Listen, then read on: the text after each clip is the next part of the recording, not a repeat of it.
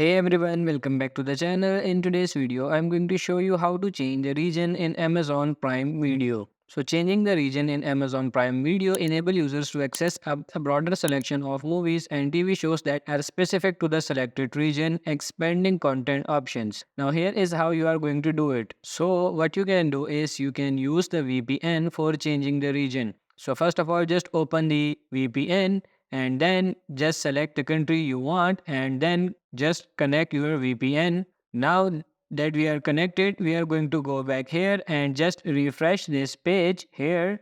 Right away, you should be able to see this one here. There are a lot of changes. If you are going to go ahead and see, there are a lot more Japanese related contents in here.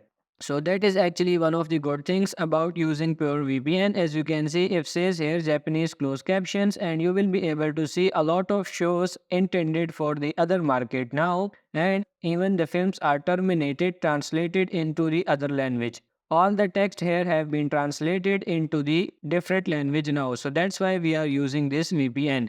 We want to be able to access to those that are not available in our region. So that's how you can change region in Amazon Prime Video. I hope this video was helpful. If it is, like it and subscribe to the channel. Thank you.